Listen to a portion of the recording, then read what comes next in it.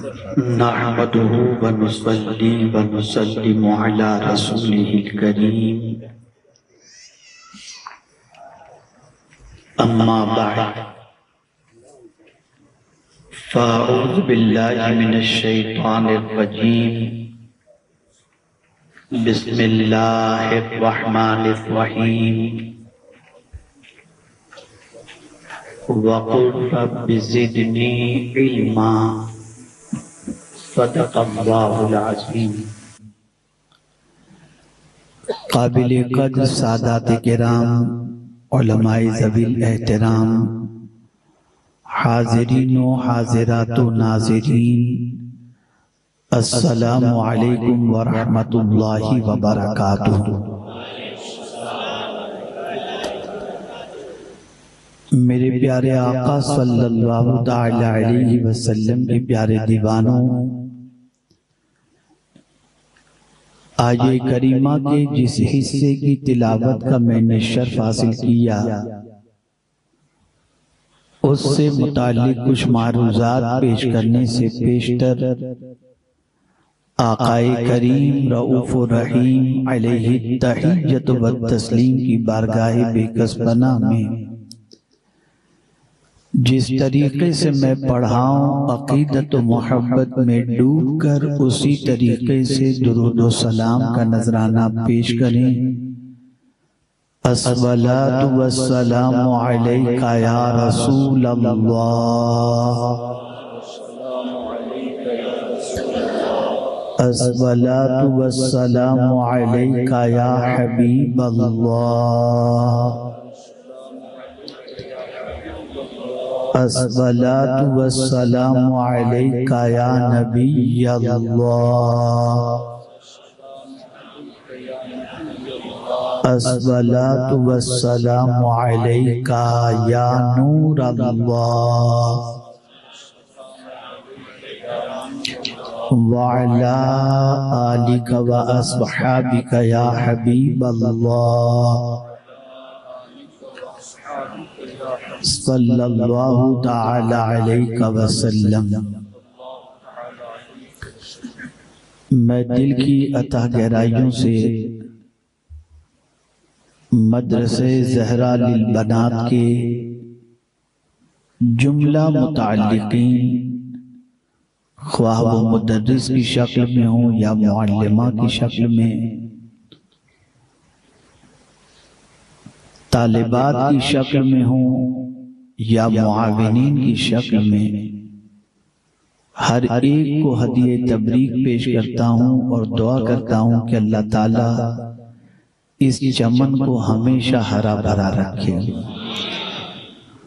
اور فیضان بطول سے اس چمن کو مالا مال فرمائے، اور اس مدرسے میں پڑھنے والی ہر بچی کو اللہ تعالیٰ خاتون جنت رضی اللہ تعالیٰ عنہ کے نقش قدم پر چلنے کی توفیق عطا فرمائے۔ حضرت مولانا شعیب صاحب جو حضرت علامہ ظہیر مصباحی صاحب کی ایما پر یہاں پر حاضر آئے اور کام کا سلسلہ شروع ہوا، دیکھتے دیکھتے وقت گزر گیا، لیکن یہ وقت یوں ہی نہیں گزرا، انسان تراشی میں گزرا، اور اللہ تعالیٰ نے 25 کے قریب ایسی مبلغات بڑودہ کی سرزمین پر تیار کرنے کی سعادت عطا فرمائی، جو بچیاں صرف معاشرے کے اندر دین ہی نہیں پھیلائیں گی بلکہ ساتھ ہی ساتھ مصطفیٰ جان رحمت صلی اللہ تعالی علیہ وسلم کی محبت و اخلاق کی بھی ترویج و اشاعت کی کوشش کریں گی۔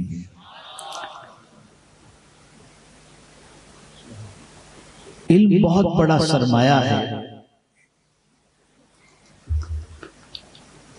لفظ علم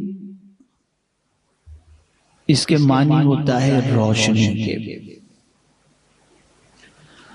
اور خود حضور صلی اللہ تعالی علیہ وسلم نے ارشاد فرمایا العلم نور، علم روشنی ہے۔ جہاں روشنی آ جائے وہاں اندھیرا چھڑ جاتا ہے، اور پھر وہ اندھیرا چاہے عقیدے کی خرابی کا اندھیرا ہو، چاہے اعمال کی خرابی کا اندھیرا ہو، چاہے اخلاق کی خرابی کا اندھیرا ہو، جہاں جہاں بھی ظلم ہوگا وہاں وہاں علم پہنچے گا تو اندھیرا چھٹے گا اور روشنی انشاءاللہ پہنچ جائے گی۔ آج معاشرے کے اندر یہ کوشش کی جا رہی ہے کہ اصلاح ہو، اور جگہ جگہ پر اصلاح معاشرہ کانفرنس ہوتی ہے، اور معاشرے کے مختلف پہلوؤں کے سلسلے میں گفتگو ہوتی ہے کہ یہ درست ہو جائے، یہ درست ہو جائے، یہ درست ہو جائے۔ اس میں کوئی شک کی گنجائش نہیں کہ بگاڑ کا معاملہ ایسا ہے کہ کسی شاعر نے کہا کہ ایک ہنگامہ محشر ہو تو اس کو بھولوں، رہ رہ کے سینکڑوں باتوں کا خیال آتا ہے۔ عقیدہ بگڑ رہا ہے، اعمال خراب ہو گئے، اخلاق کا دیوالیہ ہو گیا، حقوق انسانی کی پامالی ہوتی جا رہی ہے، کسی اعتبار سے انسان میں انسانیت چھلکتی نظر نہیں آتی، بلکہ جیسے جیسے مادیت عروج پر پہنچ رہی ہے انسانیت سے سکتی چلی جا رہی ہے۔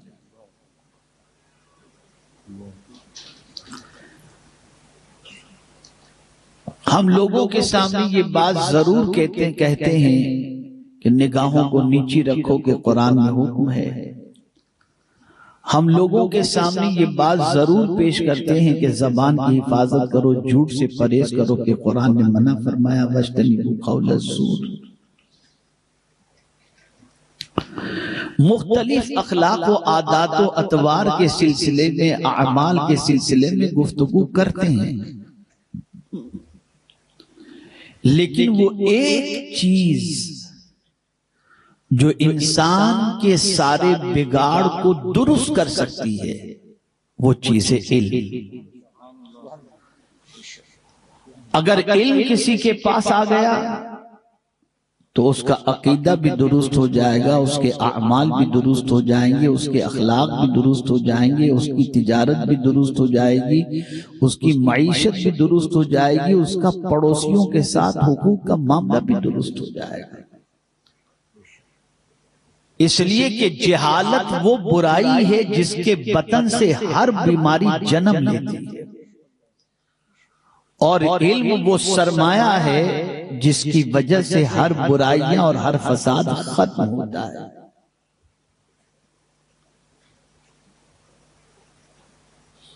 اور یہی وجہ ہے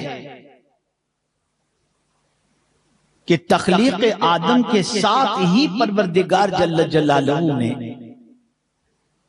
جس زیور سے حضرت آدم علیہ السلام کو آراستہ فرما کر اپنے خلیفہ بنانے کے حوالے سے فرشتوں کے سامنے پیش کیا، وہ کیا چیز تھی؟ تو قرآن کہتا ہے وَعَلَّمَ آدَمَ الْأَسْمَاءَ كُلَّهَا، ہر چیز کا نام حضرت آدم علیہ السلام کو سکھا دیا گیا، نام بھی اور کام بھی۔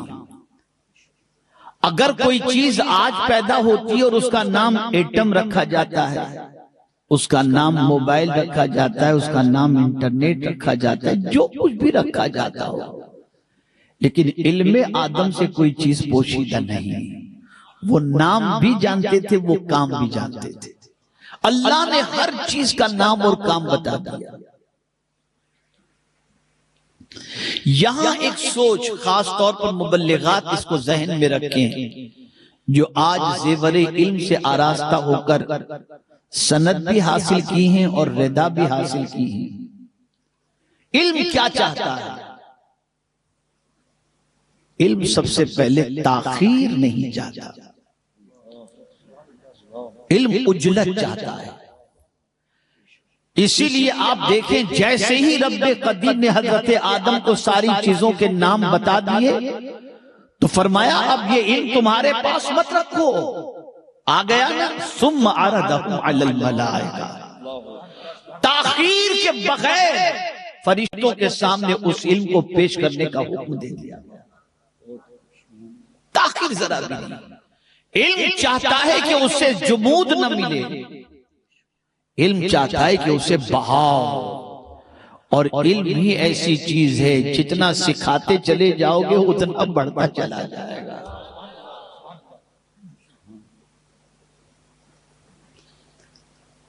میرے پیارے آقا صلی اللہ تعالی علیہ وسلم کے پیارے دیوانوں، میری ناقص معلومات کے اعتبار سے اگر میں کہوں تو غلط نہ ہوگا کہ حضرت آدم علیہ السلام کا جسد خاکی تیار ہوا. انہوں نے ابھی سجدہ نہیں کیا تھا. جسد آدم علیہ السلام، جسد خاکی حضرت آدم علیہ السلام کا تیار ہوا. ابھی ان کو سجدے کا حکم نہیں ملا. انہیں تو ساری چیزوں کے نام سکھا دیے گئے، لیکن ان کی بارگاہ میں سر جھکانے کا حکم فرشتوں کو پہلے دیا گیا. وَإِذْ قُلْنَا لِلْمَلَائِكَةِ اسْجُدُوا لِآدَمَ. آدم کو سجدہ کرو. وہ سجدہ تعظیمی تھا. میرے پیارے آقا صلی اللہ تعالی علیہ وسلم کے پیارے دیوانوں، اب قرآن کہتا ہے فَسَجَدُوا إِلَّا إِبْلِيسَ. سب جھک گئے مگر ابلیس. وہ نہیں جھکا.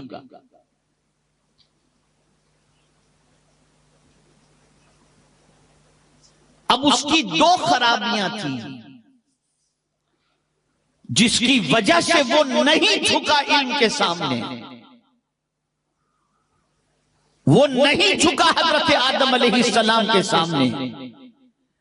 وہ دو غلطیاں اور دو جرم کون سے تھے؟ ابا واستکبر. اس نے انکار کیا اور تکبر کیا. یہاں سے یہ بات سمجھ میں آئی، پہلے انسان کو عزت ملی علم کی بنیاد پر، اور معلم ملائکہ خسارے میں ہوا، ذلیل ہوا، رسوا ہوا، وہ انکار اور تکبر کی بنیاد پر. دو کردار ہمارے سامنے واضح ہو گئے. پہلا کردار تو یہ ہے، اگر تم یہ چاہتے ہو کہ دنیا تمہارے سامنے جھکے تو سن لو، تم علم کا دامن تھام لو. جہاں علم ہوگا وہاں دنیا جھکے گی. اور سن لو، اگر تمہیں یہ مقام مل جائے کہ تم معلم بن بھی جاؤ تو تمہیں اس چیز کو ذہن میں رکھنا ہے کہ تم کسی انسان کے سامنے نہیں، خدا کے حکم کے سامنے ہمیشہ جھکے رہو. اور خدا کے سامنے کبھی تکبر نہ کرنا. جہاں تکبر آئے گا وہاں تمہارا علم تمہیں کوئی فائدہ نہیں پہنچائے. نہ خدا کے حکم کے سامنے جھکنے سے انکار اور نہ تکبر. بہت اہم نقطے کی طرف توجہ مبذول کرا رہا. انکار ایک ہوتا ہے زبان سے انکار کرنا، اور ایک ہوتا ہے خاموش رہ کر کردار سے انکار کرنا. ان دونوں چیزوں کو سمجھو. اس کو حدیث مبارکہ میں آقا کریم صلی اللہ علیہ وسلم نے ارشاد فرمایا، کل امتی یدخلو، کل امتی مسلمین یدخلون الجنت الا من ابا، او کما قال.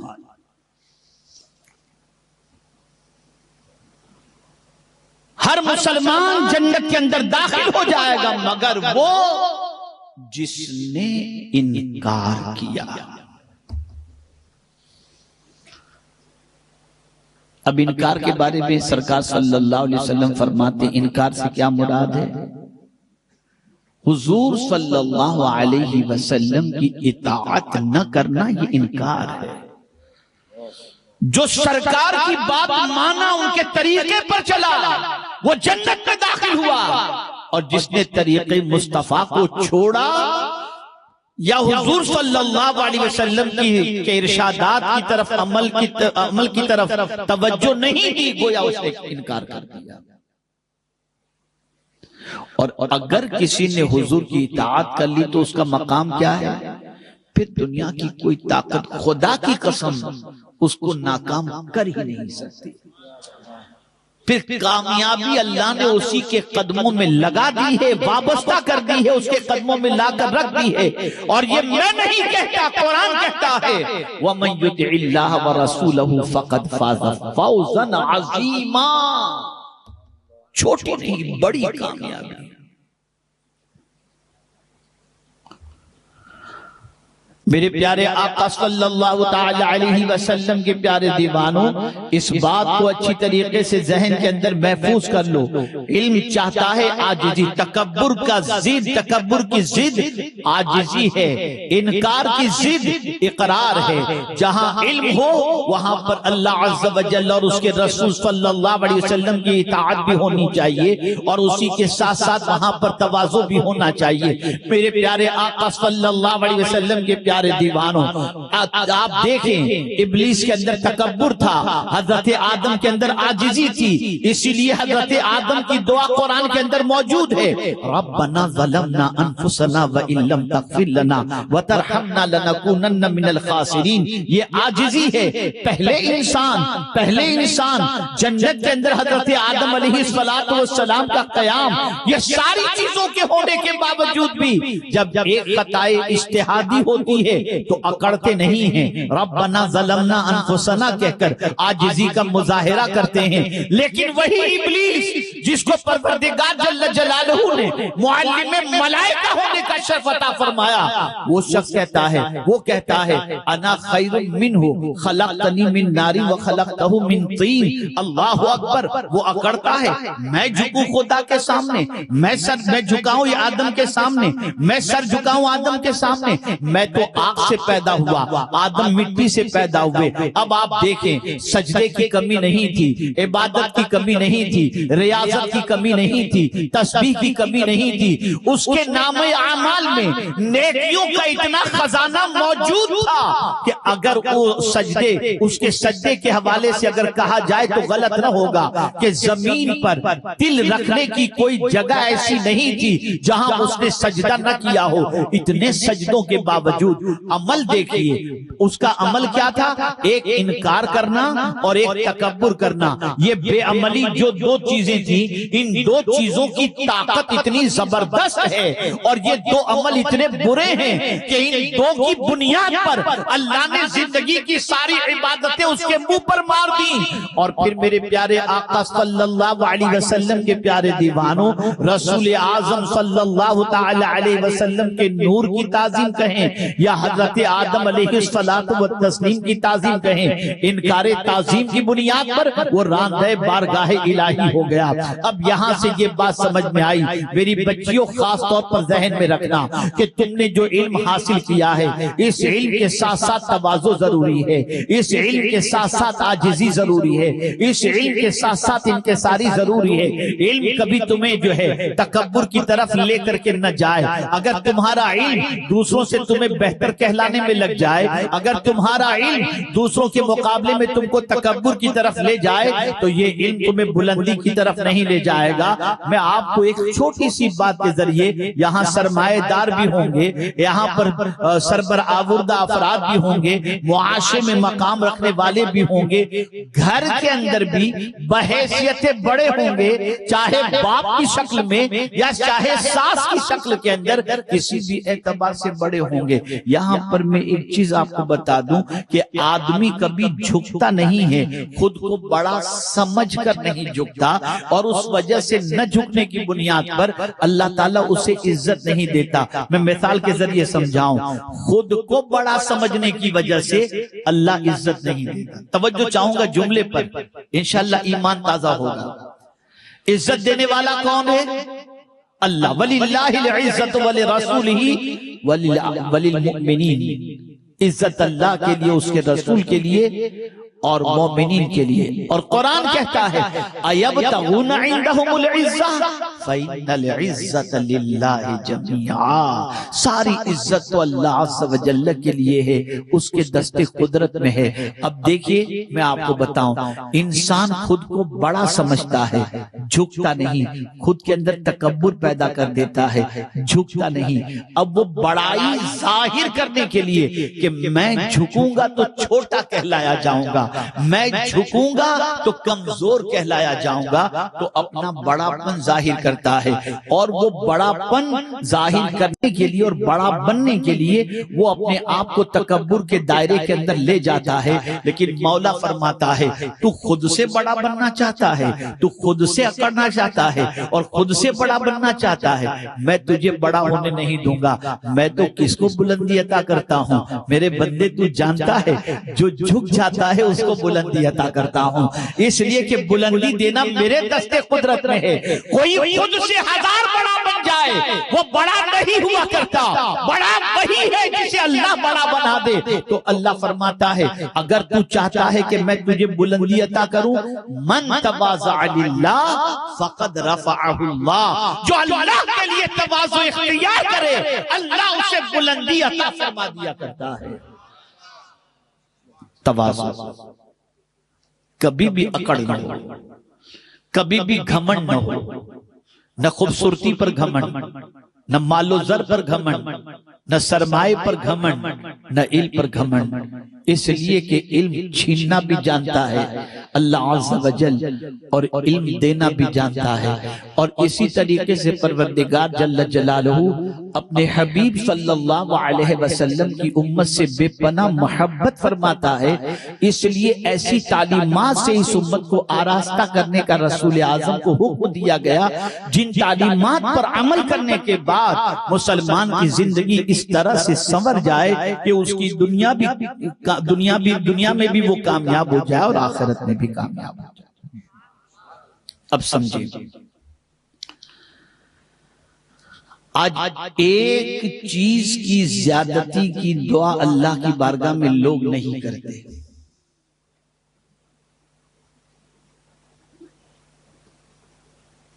اور باقی ساری چیزوں کی زیادتی کی دعا اللہ کی بارگاہ میں کرتے نظر آتے ہیں، اور اس میں بھی سب سے زیادہ مال کی زیادتی۔ اب تو یوٹیوب کے اوپر زیادہ ویوز اس کو ملتے ہیں جس میں مالدار ہونے کا وظیفہ ہوتا ہے۔ جہاں کہا کسی نے کہ ٹائٹل آپ نے دیکھ لیا کہ یہ پڑھو مالدار ہو جاؤ گے، دولت ختم نہیں ہوگی، 4 دن میں بن جاؤ گے، اتنا آ جائے گا، رکھنے کی جگہ نہیں ہوگی، لاگے ہیں ماشاءاللہ، لگ گئے اس کے اندر۔ اس کی ویوز ذرا دیکھیے آپ، اور اگر اس میں کوئی یہ کہہ دے کہ اللہ نے حضور سے فرمایا کہ میرے محبوب اگر تم چاہتے ہو دیا تو تم کو میں نے بہت کچھ ہے، کیا نہیں دیا اللہ نے حضور کو؟ زمین و زمان تمہارے لیے، مکین و مکان تمہارے لیے، بنے 2 جہاں تمہارے لیے، ہم آئے یہاں تمہارے لیے، اٹھے بھی وہاں تمہارے لیے، سب کچھ حضور کے لیے، سب کچھ۔ بلکہ مجھے تو حیرت ہوتی ہے کہ کیا شان ہے میرے آقا صلی اللہ علیہ وسلم کی کہ ایک محبوب کے لیے ساری کائنات بنا ڈالی، ایک محبوب کے لیے۔ لوگ تاج محل کے بارے میں کہتے ہیں کہ شاہ جہاں نے تاج محل بنے دارے، ظالموں اتنا سوچو، کیا تاج محل اور کیا اس محبت کو ہم کمپیر کریں؟ ذرا دیکھو اللہ میرے آقا سے کیسی محبت ہے، ایک محبوب کے لیے ساری کائنات بنا ڈالی، سب کچھ حضور کے لیے، سب کچھ حضور کے لیے۔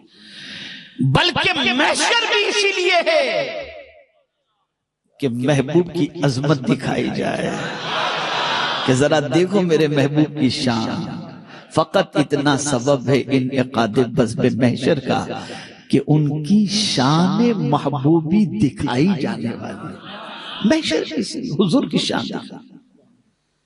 کیا نہیں دیا حضور کو اللہ نے؟ سب کچھ دیا،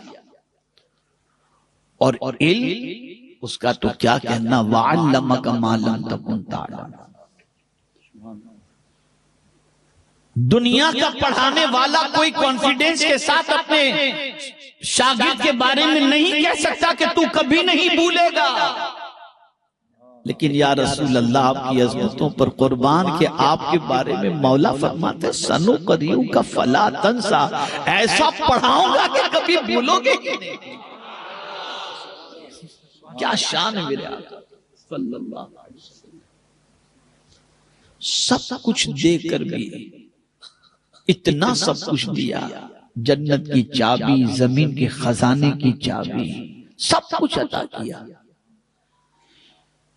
لیکن انسان کی فطرت میں کوئی چیز کی زیادتی کی تڑپ رکھی ہے اللہ نے کہ آدمی کوئی چیز زیادہ مانگتا ہے، زیادہ کسی چیز کی طلب کرنا زیادتی کی فطرت کے اندر ہے۔ آدمی کسی چیز میں کمی نہیں چاہتا، اور زیادہ مل جائے، حل من مزید، حل من مزید، حل من مزید، یہ اس کی فطرت میں ہے۔ تو محبوب سے فرمایا محبوب اگر کوئی چیز تمہیں زیادہ چاہیے نا تو تم ایک کام کرو، مانگو مجھ سے۔ کس چیز کو زیادہ مانگو؟ وَقُلْ رَبِّ زِدْنِي عِلْمًا، اے اللہ مجھے علم زیادہ عطا فرما۔ آپ ذرا سوچو، جو دعا اللہ نے حضور کو سکھائی وہ دعا کتنی عظمت والی دعا ہوگی، اس دعا کی عظمت کا کوئی اندازہ لگا سکتا ہے؟ آقا کریم صلی اللہ علیہ وسلم کو یہ دعا مانگنے کے لیے رب نے فرمایا کہ میرے محبوب مجھ سے مانگو، اور اگر کسی چیز کی زیادتی تمہیں چاہیے تو علم کو زیادہ مانگو کہ میں تمہیں علم زیادہ عطا کروں۔ اور یہاں یہی دعا انسان نہیں مانگتا، مال زیادہ۔ فرعون کی وراثت تو چاہیے، نبی کی وراثت نہیں چاہیے۔ اسی لیے مجھے یاد آ رہا ہے کہ ایک صحابی بازار کے اندر ٹہل رہے تھے اور مسجد کے اندر قرآن مقدس کا درس چل رہا تھا، وہ باہر نکل کر کے آواز دیتے چلو چلو مسجد میں نبی کی میراث تقسیم ہو رہی ہے، نبی کی میراث تقسیم ہو رہی ہے۔ لوگ اندر گئے، جا کے دیکھا تو درس کی محفل چل رہی تھی، تو آ کر کے کہتے تم تو کہتے حضور کی میراث بٹ رہی تھی، وہاں تو کچھ بڑھتا ہوا دکھائی نہیں۔ کہا تم نے کیا دیکھا؟ کہا میں نے درس قرآن ہوتے دیکھا۔ کہا نبی کی میراث اور ہے کیا؟ اور ہے کیا یہ بتاؤ؟ لیکن یہاں علم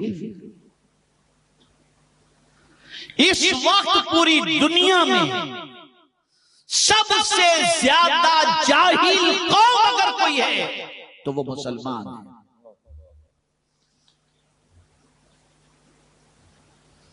اور تھوڑی چپتی ہوئی بات کہہ دیں، تھوڑی چپتی ہوئی بات، ابھی کچھ مہینوں پہلے کا ایک سروے ہندوستان کے مسلمانوں کے سلسلے میں آیا،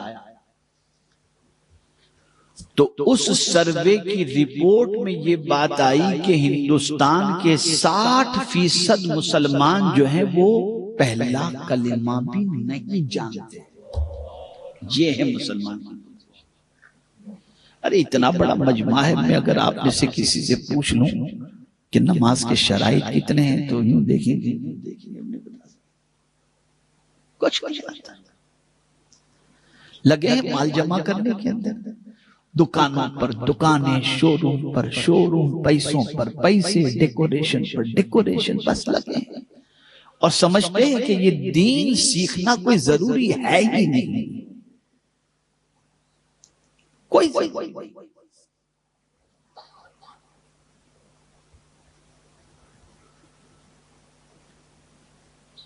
علم جو ہے وہ ایمان کا بھی رہنما ہے اور عمل کا بھی رہنما ہے۔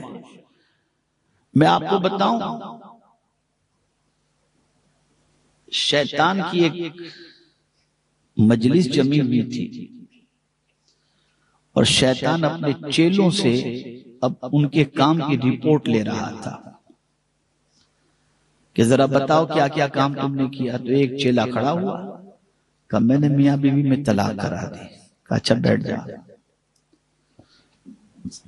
دوسرا کھڑا ہوا، کہا میں نے ایک نوجوان کو زنا کے اندر گرفتار کر دیا، کہا تو بھی بیٹھ جا۔ تیسرا کھڑا ہوا، میں نے دغابازی ایک سے کروا دی، کہا تو بھی بیٹھ جا۔ ایک ایک برے کام وہ گناتا رہا، ایک ایک چیلے اٹھتے رہے، گناتے رہے، شیطان نے سب کو بٹھا دیا۔ ایک چھوٹا سا شیطان کھڑا ہوا اور کہا میں نے ایک بچہ مدرسے میں علم حاصل کرنے جا رہا تھا نا، میں نے اس کے دل میں وسوسہ ڈالا اور علم سے اسے روک دیا۔ شیطان تخت سے اترا اور اسے سینے سے لگا دیا، سینے سے لگا دیا۔ سب چیلوں نے کہا بڑی عجیب بات ہے، ایک بچے کو مدرسے میں جانے سے روک لیا، اس کو سینے سے لگا لیا، اور ہم نے اتنے بڑے بڑے کام کیے، کوئی فائدہ نہیں۔ پوچھ لیا شیطان سے کہ کیا اس کا مدرسے میں بچے کو علم حاصل کرنے سے روکنا، جانے سے روکنا، کیا اتنا بڑا کام ہے کہ ہمارے کاموں سے بھی بڑھ کر ہے؟ کہا ہاں، کل صبح فلاں جگہ سب جمع ہو جانا، میں تمہیں بتاتا ہوں۔ صبح کا وقت تھا، فجر کی نماز کا۔ ایک بے علم ان پڑھ جاہل، جیسا کہ تبلیغی جماعت میں ہوتے ہیں، بالکل انگوٹھا چھا اور اتنی جلدی اٹھ کے جاتے ہیں پائچے اونچے کر کے کہ ایسا لگتا ہے کہ کشتی کرنے جا رہے ہیں کہ نماز پڑھنے جا رہے ہیں۔ میں کبھی کرٹیسائز نہیں کرتا، لیکن میں نے بہت قریب سے ابھی ان کو پڑھا ہے، اور میں نے دیکھا کہ جتنا اسلام کا نقصان ان سے پہنچا اتنا کسی سے نہیں پہنچا۔ یہ جہالت کے فروغ کے اندر ان کا کلیدی رول۔ تو اب آپ دیکھیں، ایک ایسا ہی کوئی جا رہا تھا نماز کے لیے، بڑا تکبیر اولا کا پابند، لیکن ان پڑھ بالکل گنوار، انگوٹھا چھاپ جا رہا تھا۔ ابلیس نے روکا، چیلے سب دیکھ رہے ہیں، روکا شیطان کے سردار، ارے ماشاءاللہ آپ تو بڑے نمازی آدمی ہیں، ذرا ایک مسئلے کا جواب دے دیں۔ کہا کیا؟ کہ یہ بتائیے، یہ سوئی ہے میرے پاس، اس میں یہ چھوٹا سا سوراخ ہے، کیا اس میں سے کوئی اونٹ گزر سکتا ہے؟ اللہ اگر چاہے تو گزر سکتا ہے۔ کہا بے وقوف، تیرے میں عقل ہے کہ نہیں؟ اتنا بڑا اونٹ کیا اللہ اتنی چھوٹی سی سوئی کے سوراخ سے نکال دے گا؟ کہا آپ جائیے نماز پڑھنے جائیے۔ پھر تھوڑی دیر کے بعد ایک مولانا صاحب نکلے، عالم دین، شیطان نے انہیں روکا، وہ بھی نماز کے لیے جا رہے تھے، روکا، کہا حضرت ایک مسئلہ پوچھنا ہے۔ کہا کہ پوچھی۔ کہ یہ سوئی ہے، اس کے اندر یہ سوراخ ہے، اس سوراخ سے کیا اللہ چاہے تو اس میں سے اونٹ کو نکال سکتا ہے؟ تو آپ نے فرمایا اونٹ کیا اگر وہ چاہے تو ساری کائنات کو نکال سکتا ہے۔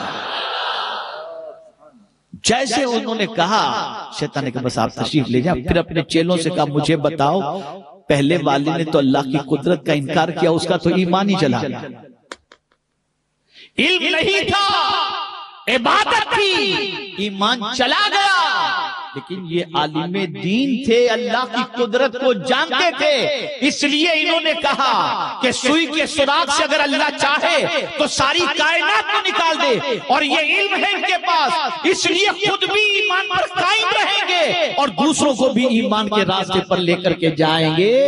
اس لیے اس نے علم کے راستے سے بچے کو روکا، تو گویا کئی لوگوں کے علم کی حفاظت جو علم کے ذریعے ہونے والی تھی، وہ علم کے ذریعے ہونے سے روک دیا، اس لیے اس کو میں نے سینے سے لگا لیا۔ یہ جو آج نماز اثر نہیں دکھاتی، کبھی سوچا آپ نے؟ کچھ ایسے بھی ہیں جو جماعت ترک نہیں کرتے، لیکن رات کو کیا کرتے ہیں وہی جانتے ہیں، یوٹیوب پہ کیا دیکھتے ہیں وہی جانتے ہیں۔ یہ طواف کعبہ کر کے آنے کے بعد بھی کچھ نظر نہیں آتا، ادھر کعبے کا طواف کر کے آئے، تیسرے دن یہاں پہنچنے کے بعد وہی یوٹیوب، وہی کچھ دیکھتے۔ تو خانے خدا دیکھ کر آنے کے بعد، گنبد خضرا دیکھ کر آنے کے بعد بھی نگاہ محفوظ نہیں رہی۔ کیوں نہیں ہو رہا؟ اس لیے کہ ہم رسم کے عادی ہو گئے۔ یار چلو نماز پڑھ لو، وہ ایک جو لہر چلی ہے نا تبلیغی جماعت والوں کے، نماز پڑھو اللہ سب معاف کر دے گا، نماز پڑھو اللہ سب معاف کر دے گا، یہ لہر کی شکار ہو جائے. اس سے مراد یہ نہیں کہ اب نماز چھوڑ دیں یار علم حاصل کرنے لگ جائے. نماز پڑھو، اسے قائم کرو، لیکن مسائل نماز بھی سیکھو، شرائط نماز بھی سیکھو، طریقے نماز بھی سیکھو، سب کچھ سیکھو. اب یہاں ایک بڑی پیاری بات میں آپ کے سامنے عرض کرتا ہوں، شاید آپ کا ایمان تازہ ہو جائے. ایک صاحب بغیر حج کے مسائل سیکھے ہوئے اور جانے ہوئے اور اس کے اسرار و رموز جانے اور سیکھے ہوئے گئے حج کے لیے، بلکہ اللہ نے نوازا تھا، بار بار حج کے لیے جاتے تھے. ایک دن ایک صاحب علم سے ملاقات ہو گئی. کہا بس حضرت اس سال بھی آپ کی دعا سے میں نے سوچا حج کو جانے کے لیے. کہا اچھا، آپ نے تو کافی حج کیے. کہا ہاں. کہا اچھا یہ بتائیے کہ حج کے لیے کیوں گئے تھے؟ توجہ چاہوں. تو اس نے کہا حج کو اس لیے گیا تھا کہ اللہ کا گھر دیکھو. توجہ چاہوں گا جملے پر، اللہ کا گھر دیکھو. کہا یہ بتائیے کسی کے گھر جان پہچان کے بغیر جایا جاتا ہے؟ کسی کے گھر جان پہچان اور تعلق کے بغیر جایا جاتا ہے؟ یہ بتائیے اگر چلے گئے تو مار کے نکالے جاؤ گے کہ نہیں نکالے جاؤ؟ ذرا یہ بتاؤ اللہ سے تعلق کتنا ہے آپ کا؟ اللہ سے تعلق کتنا ہے آپ کا؟ بس اتنا سننا تھا، اس کی آنکھ سے آنسو نکل گئے. کہا اس سال آپ حج کے لیے نہ جائیں، اس سال آپ رک جائیں، علم حاصل کریں، کسی اللہ والے کی صحبت اختیار کریں. ایک سال اس طرح سے گزار دیں، پھر حج کے لیے جائیں. حج فرض تو ادا ہو چکا ہے. وہ بندہ ایک سال اسی طریقے سے اپنا گزار دیا، تربیت پائی، علم حاصل کیا. چوٹ تو لگ چکی تھی. پھر جب حج کا موسم آیا تو کہا اب اجازت ہے جانے کی؟ کہا ہاں. اب جب حج کر کے آیا تو وہ اس سے پوچھتے ہیں کہ کیا دیکھا؟ کہا پہلے ایسا تھا کہ دیوار اور پتھروں کے قریب گھوما کرتا تھا، اللہ کے نور کے قریب گھوم کر کے آیا.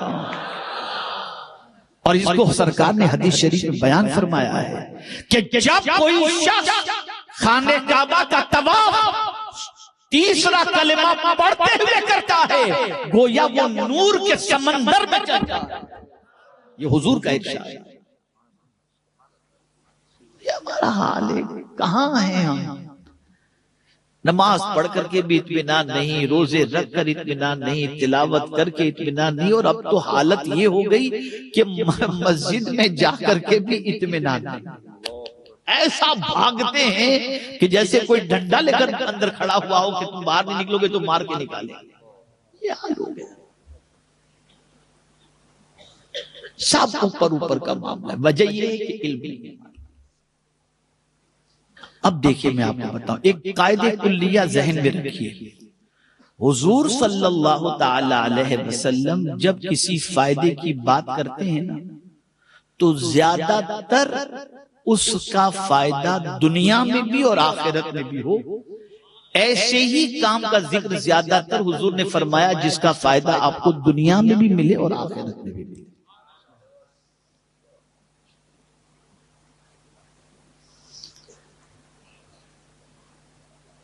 اب حضور صلی اللہ علیہ وسلم کا ایک ارشاد سنا. آقا کریم صلی اللہ علیہ وسلم فرماتے علیکم بالعلم فإن العلم خلیل المؤمن. علم کو لازم پکڑو کہ علم مومن کا جگری دوست ہے. علم مومن کا جگری دوست ہے. اب یہ جگری دوست ہم دنیا میں تو بہتوں کو بناتے ہیں نا. یہ میرا دوست ہے، سفر میں میرے ساتھ چلتا ہے، ہوٹل میں میرے ساتھ چلتا ہے، کھانے میں میرے ساتھ چلتا ہے، اجمیر میرے ساتھ چلتا ہے، مہابلیشور میرے ساتھ چلتا ہے، پکنک میں میرے ساتھ چلتا ہے. میرا جگری دوست ہے، کہیں منع نہیں کرتا ہے. تو ہم یہ دوست بناتے ہیں. لیکن میرے آقا صلی اللہ علیہ وسلم نے ارشاد فرمایا اگر تمہیں دوست بنانا ہے تو علم کو جگری دوست بناؤ. یہ دوست تو تمہاری روح قبض ہوگی، تمہیں قبر میں چھوڑ کر کے آ جائے گا، نہیں آئے گا قبر میں تمہارے ساتھ. بلکہ اگر وہ نیک تھا اور تمہاری وجہ سے گنہگار ہوا اور گناہوں کی عادت کے اندر گرفتار ہوا تو قیامت میں جب اس کو جہنم میں ڈالا جائے گا تو کہے گا مولا میں تو سیدھا سادہ تھا، یہ میرے دوست کی سنگت نے مجھے بگاڑ دیا، جہنم میں مجھے تو جہاں رکھے گا اس کو بھی لے آ کر کے وہیں رکھ دے۔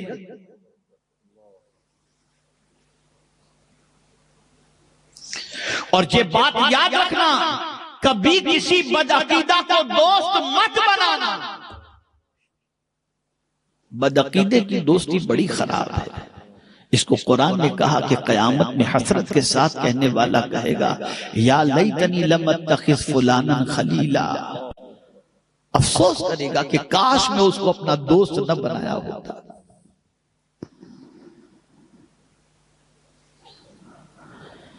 تو جتنے جگری دوست ہیں قبر تک، اس کے بعد اندر کوئی ساتھ نہیں۔ لیکن یا رسول اللہ آپ کی عظمتوں پر قربان، آپ نے ایسے دوست کا پتہ بتا دیا جس سے دوستی کی جائے تو وہ ساتھ کہیں بھی نہیں چھوڑتا، زمین کے اوپر بھی نہیں چھوڑتا، زمین کے اندر بھی نہیں چھوڑتا، میدان محشر میں بھی نہیں چھوڑتا۔ سرکار صلی اللہ علیہ وسلم فرماتے علم کو لازم پکڑو کہ علم مومن کا جگری دوست ہے، جب قبر کے اندر تم سے سوال پوچھا جائے گا تو یہ علم ہی ہے جو تمہیں جواب عطا کرتا ہوا دکھائی دے گا۔ تمہاری طرف علم تمہارے پاس ہے تو تم اس کا جواب دیتے ہوئے نظر آؤ گے۔ جب پوچھا جائے گا من ربک ما دینک ما کنت تقول فی حق ھذا الرجل، اگر ان تین سوالوں کے جوابات تم نے حاصل کر لیے، سیکھ لیے، یہ علم تمہارے پاس ہے تو قبر میں تم اس کے ذریعے جواب دے دو، اور پھر یہ علم تمہیں کام میدان محشر میں بھی آئے گا۔ میدان محشر، بلکہ جس علم والے سے تم نے دوستی کی وہ علم والا بھی قیامت میں کام آئے گا۔ جب جہنمیوں کی قطار لگی ہوگی اور علماء باعمل جن کا حساب ہو چکا ہوگا اور جنتی ڈکلیئر تو کر دیے گئے ہوں گے لیکن جنت میں جانے کی اجازت نہیں ملی ہوگی، انہیں جنت کے دروازے پر روک دیا جائے گا، روکے رہو، گھبرائیں گے وہ، اور ہمیں یہاں روک دیا گیا، لوگ تو جنت میں جا رہے ہیں، جنت کے دروازے پر روک دیا گیا، مولا وجہ کیا ہے؟ تو علماء سے رب فرمائے گا دیکھو یہ جہنمیوں کی لائن لگی ہے، ان میں سے کسی نے دنیا میں تم کو پانی پلایا ہو، کوئی تمہاری کسی قسم کی مدد کی ہو، تو آج تم تنہا جنت میں نہیں جاؤ گے، اس کا ہاتھ پکڑو اور اپنے ساتھ لے کر جنت میں چلے جاؤ۔ یہ تو اے رسول اعظم صلی اللہ علیہ وسلم کے دیوانوں، اس سے دوستی کرو، علم کے سلسلے میں اپنی زندگی کو گزارو، لیکن ہاں انسٹاگرام، واٹس ایپ اور ٹویٹر اور گوگل سے علم حاصل نہ کرو، علم صاحب علم سے حاصل۔ یا ایک بڑی پتے کی بات بتا دوں، وہ ایجوکیشن جو آپ آن لائن لیتے ہیں اس سے دماغ سنورتا ہے، جہالت دور ہوتی ہے، لیکن اگر کسی مدرس اور معلم کے پاس بیٹھ کر کے ان کی صحبت میں رہ کر کے علم حاصل کرنے سے صحبت کی وجہ سے دل سنورتا ہے اور علم کی وجہ سے دماغ سنورتا ہے۔ تو دل کو سنوارنا ہے تو اللہ والوں کی صحبت اختیار کرو۔ اگر ایسا ہی ہے کہ صرف جو ہے وہ ایجوکیشن کسی بھی طرح سے حاصل کر لیا جائے، اسی پر معاملہ بس ہوتا، تو میرا رب قرآن مقدس کو نازل تو کیا اور گھر گھر وہ پہنچا دیتا اور لوگوں سے کیا دیتا، پڑھو سیکھ لو، لیکن نہیں، قرآن کے ساتھ مصطفیٰ جان رحمت کو بھیجا صلی اللہ علیہ وسلم، جہاں یہ کہا کہ یہ کتاب ہدایت کی کتاب ہے، ھدی للمتقین، وہیں یہ بھی فرمایا فاتبعوہ لعلکم تہتدون، میرے محبوب کی پیروی کرو تاکہ تمہیں ہدایت نصیب ہو جائے۔ صحبت سے انسان بنتا ہے، صحبت سے انسان کی زندگی سنورتی ہے۔ تو علم بھی حاصل کرو، لیکن انسٹاگرام پر آج ہی ایک بچی میری نواسی ہی ہے، اس نے مجھے میسج کیا ہے کہ انسٹاگرام کا، بیٹا میں انسٹاگرام پہ نہیں ہوں، کیا ہے اس کے اندر؟ تو وہ بھی عمرہ کو جانے والی ہے، تو اس نے کہا کہ نانو اس کے اندر یہ ہے کہ ویکسین کا، بیٹا میں نے کہا سب مجھے معلوم ہے، اور وہ ویکسین وغیرہ سب ٹھیک ہے اپنی جگہ پر، وہ ہو جائے گا۔ پہلے مجھے لگا کہ چونکہ وہ عالمہ بن رہی ہیں تو کوئی مسئلہ پوچھی ہوں گی یا کوئی سوال وغیرہ ہوگا، انسٹاگرام میں کچھ آ گیا ہوگا، تو یہ انسٹاگرام کا معاملہ ایسا ہے کہ بس جہاں پڑھا دیا آگے، کچھ جانتے ہو نہ جانتے ہو ایسا، اور سمجھتے ہیں کہ یہ پڑھانے سے جنت مل جائے گی۔ بالکل عمل اس پر کچھ بھی، کیا اس پر آپ بھروسہ کرتے ہو؟ کیسی کیسی باتیں اس کے اندر آتی ہیں۔